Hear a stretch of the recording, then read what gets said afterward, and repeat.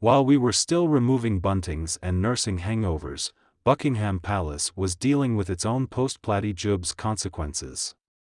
Prince Harry as well as his spouse Meghan Markle returned to the US in a private jet after a cold and frosty trip that proved the tensions among the rebels of royal love and other members of the family, particularly Prince William as well as Kate Middleton, have not changed. Insiders say that the heat from the entire trip has caused the royal tensions 10 times more tense. Harry and Meghan knew there would be awkward moments, but they had no idea how hostile the reception would be, reports an insider who is close to the Duke of Sussex 37, who famously dropped out with his family, as well as the British public after his and Meghan the 40-year-old abruptly left the royal throne after 2020.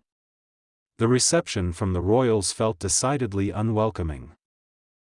The couple went to only one official event to mark the Jubilee the day before, the National Service of Remembrance in celebration on the Queen's 70-year reign as a king in St. Paul's Cathedral, and there were boos from the crowd when Duchess and Duke arrived.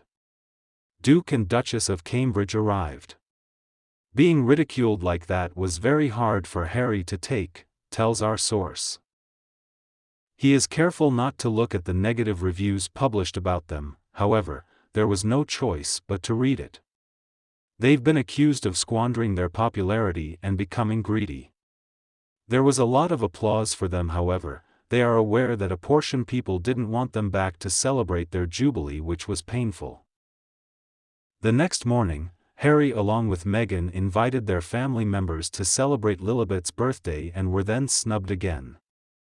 Will's 39 and Kate 40, busy with their official appearance in Wales but only managed to post a tweet their niece that read, "Wishing a very happy birthday to Lilibet, turning 1 today." Then Meghan and Harry are grandparents to 3-year-old Archie. They weren't awestruck, according to reports. It was a kick in the teeth that the Cambridges didn't attend, says Heat's insider. For Meghan, it just strengthened her resolve to not come back.